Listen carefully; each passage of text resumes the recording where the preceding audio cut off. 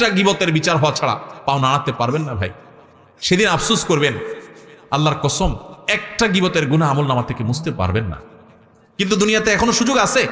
আসুন আমরা প্রতিজ্ঞা করি, গীবতের ভয়াবহতা জানার পর চেষ্টা করি দূরে থাকার, কিন্তু কিছুদিন পর আবার গীবত হয়ে যায়। এখন গীবতের তওবা কিভাবে করব? এর থেকে দূরে থাকার উপায় কি? আপনারা গীবত কাকে বলে চিনেন তো? নবী সাল্লাল্লাহু আলাইহি সাল্লাম বলেছেন, আতাদরুনা মাল গীবাহ, তোমরা কি জানো গীবত কাকে বলে? সাহাবীরা বলেছেন নবী সাল্লাল্লাহু আলাইহি সাল্লামকে, আল্লাহ এবং তার রাসূল ভালো জানেন। নবী সাল্লাল্লাহু আলাইহি সাল্লাম গীবতের সংজ্ঞা দিচ্ছেন যে গীবত হলো যিকরুকা আখাকা মা ইয়াকরাহুহু, তুমি কারোর পিছনে যদি এমন কিছু বলো যেটা তার সামনে বলে সে মনে কষ্ট পাবে, এর নাম গীবত। এখন একটা মানুষের সামনে বললে সে মনে কষ্ট পাবে, এটা তার পেছনে বলতেছেন, লোকটা এখানে নাই, তার অগোচরে আরেকজনের কাছে বলতেছেন, এটার নামে কি? গীবত। এখন যদি সেই দোষটা তার মধ্যে থাকে তাহলে কি গীবত হবে? কি বলেন? গীবত হবে। আমাদের দেশে যারা গীবত করে সবাই কম বেশি গীবত অনেক সময় হয়ে যায়, আমাদের দ্বারা আল্লাহ আমাদের মাফ করুক। গীবত করার ক্ষেত্রে কিছু লোক আছে যারা গীবত করে, গীবত করার সময় শয়তান তাদেরকে একটা মাসআলা সাপ্লাই করে। কি সাপ্লাই করে? একটা মাসালা। কোনো মুফতি সাহেব দেয় না, কে দেয়? শয়তানে। মাসালাটা কি জানেন? মাসালাটা হলো, আপনি যদি বলেন ভাই কারোর পিছনে সমালোচনা করা ঠিক না ভাই, ভাই গীবত করা খুব ভয়াবহ গুনাহ ভাই, কোরআনে আল্লাহ তাআলা এটাকে মৃত ভাইয়ের গোশত খাইলে যেরকম অপরাধ, নোংরামি, এটাকে সেরকম বলেছেন, এবং গীবত পরিষ্কার হারাম, আল্লাহ তাআলা নিষেধ করেছেন। আপনি আরেকজনের গীবত করেন না, এটা বললে তখন ওই লোকরে শয়তান ওহী করে, শয়তান তার মাথায় দেয় বুদ্ধি, সে তখন জবাব দেয়, দেখেন ভাই আমি যেটা বলতেছি সত্য বলতেছি, আমি কোনো উল্টাপাল্টা মিথ্যা কথা বলতেছি না, আপনি চেক করে দেখেন। সে গীবতের সংজ্ঞা হয়তো জানে না, আর নাহলে শয়তান তারে দিয়া এই ভুল মাসালা দেওয়াইছে। আরেকজনের পেছনে আপনি কোনো কথা বললেন যে কথাটা সত্য, কিন্তু তার সামনে বললে সে কষ্ট পাবে, এটা সত্য হওয়া সত্ত্বেও কি হবে? গীবত হবে। আর যদি ডাহা মিথ্যা কথা বলেন আরেকজনের নামে তার পিছনে, তাহলে তো সেটা মিথ্যা অপবাদ, ওটা তো গীবতের চেয়ে আরো ভয়াবহ।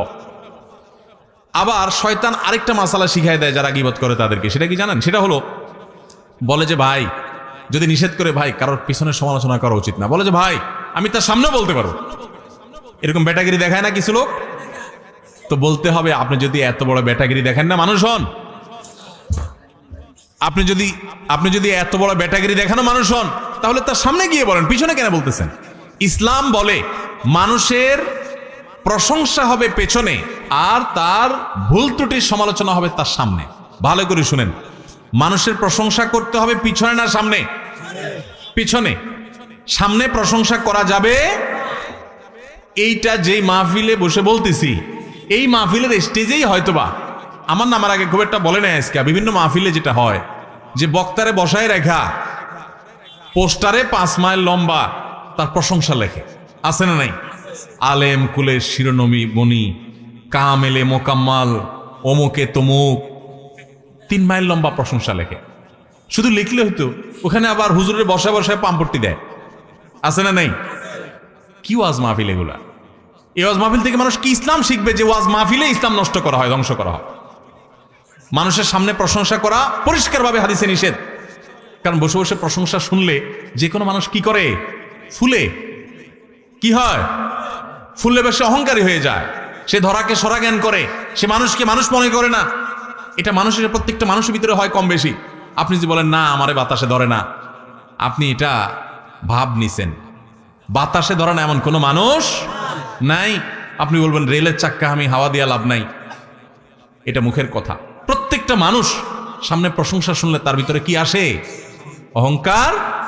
এই জন্য এটা নিষেধ ইসলামে। ইসলাম বলে প্রশংসা করবা পেছনে, লোকটা এখানে নাই, তখন বলতে হবে আপনারা জানেন উনি কত ভালো মানুষ, উনি কোন যোগ্য মানুষ, এগুলো সব বলতে হবে তার পেছনে। আর বদনাম থাকলে, দোষ থাকলে সেটা বলতে হবে কি? ইসলাম বলে তুমি বেটাগিরি দেখাও, প্রকৃত মানুষ হও, সাহসী হও, সামনে দোষ বলো। আমরা কি করি এখন?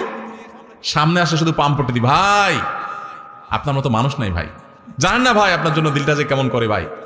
আর পেছনে যায় বলি বেটার মতো একটা ডাকাত, একটা অমানুষ আল্লাহর জমিনে আরেকটা আছে কিনা সন্দেহ।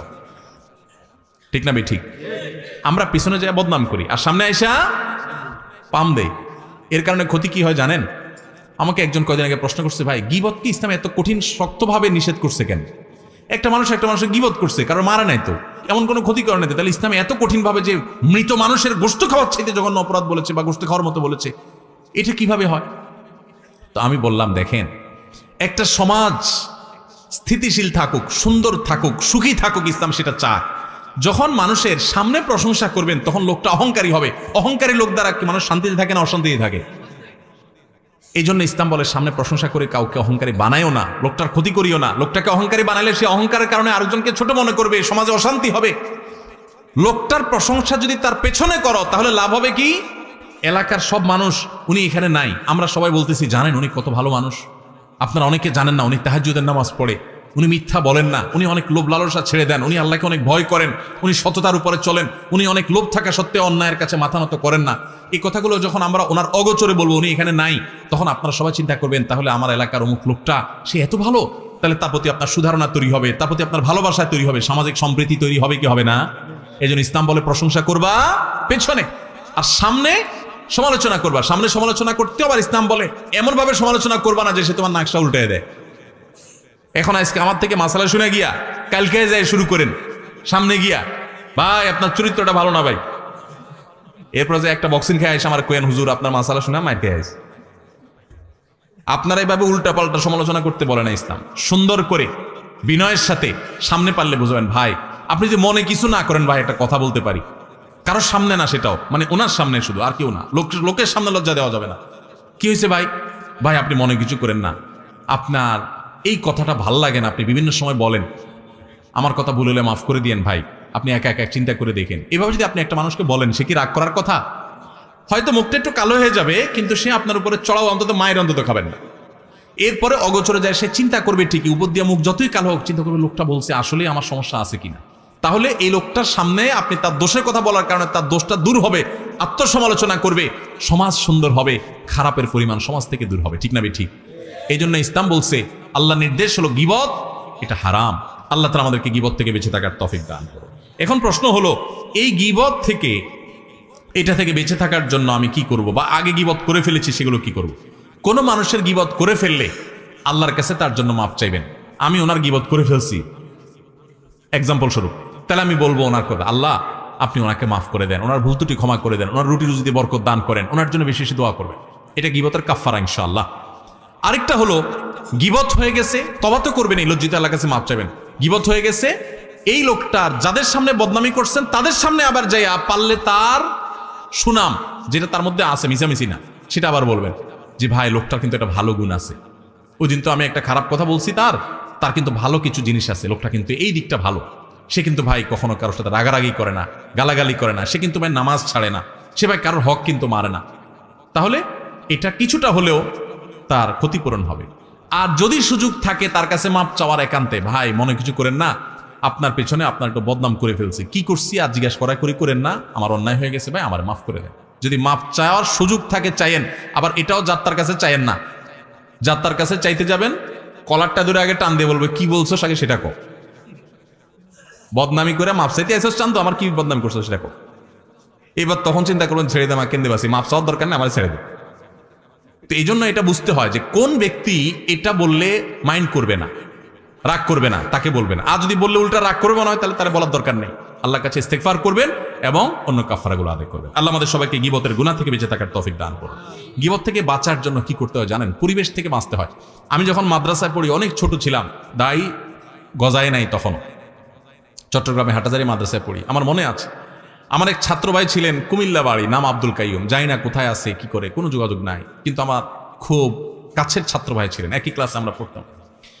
তো আমার সেই ক্লাসমেটটা খুব মোত্তাকি পরহেজগার ছিল, অনেক বেশি মোত্তাকি পরহেজগার। এ আল্লাহর বান্দা, আমার এখনো মনে আছে যে ছাত্রদের মধ্যে দুই চারজন একসাথে হইলে আরেকটা ছাত্রের ব্যাপারে অনেক সময় সমালোচনা হয়, গীবত হয়। কারণ গীবতটা তো শয়তান এখন আমাদের কাছে ঘি ভাত করে দিছে। গীবত এখন কি হয়ে গেছে? ঘি ভাত। ঘি ভাত, গরম ভাত আর ঘি যেরকম টেস্ট হয় না, গীবত করতে ওরকম টেস্ট লাগে। গীবত না করলে আমাদের ভালোই লাগে না, মজলিস জমেই না। মানে কয়েকজন দুইজন আছেন, তাহলে 3 নম্বরটা নিয়ে খোঁজাখুঁজি না করলে আমাদের ভালো। শয়তান এরকম করে ফেলছেন আমাদের কাছে। তো আমাদের মধ্যে কখনো কোনো বন্ধুকে নিয়ে, কোনো ক্লাসমেটকে নিয়ে, কোনো টিচারকে নিয়ে, কোনো স্টাফকে নিয়ে বা কাউকে নিয়ে যদি সমালোচনা হতো, আমি প্রায় সময় দেখতাম যে আমার সেই ছাত্র ভাই, আমার সেই ক্লাসমেট ভাই আব্দুল কাইয়ুম ভাই, উনি ওই মজলিসেই স্টেট প্রতিবাদ করতেন। বন্ধু বান্ধব বলতেন, দেখেন আপনারা মানুষের পেছনে সমালোচনা বন্ধ করেন, না হলে আমি উঠে যাব। বন্ধ যদি করতো তো ভালো, না করলে সে কানে হাত দিয়ে উঠে চলে যেত এবং প্রায় দিন এই কাজটা করত। তখন আমার মধ্যে এক ধরনের প্রেরণা জাগ্রত হতো যে মাশাআল্লাহ, হারাম থেকে বাঁচার জন্য কত চেষ্টা। তো যে ভাই প্রশ্ন করেছেন, এবং যারা অনেকে গীবত করা যেরকম গুনাহ, গীবত শোনাটাও গুনাহ। এজন্য যে মজলিসে থাকবেন, গীবত শুরু হলে সেখান থেকে সরে যাবেন, পারলে সেখানে গীবত বন্ধ করবেন, আর না হলে নিজে সরে যাবেন, শুনবেন না। ভাইরে, আমলনামা বরবাদ হয়ে যাচ্ছে। কিয়ামতের ময়দানে যখন দেখবেন হাজার হাজার গীবতের মামলার আসামি, একটা গীবতের বিচার হওয়া ছাড়া পাও নাড়াতে পারবেন না ভাই।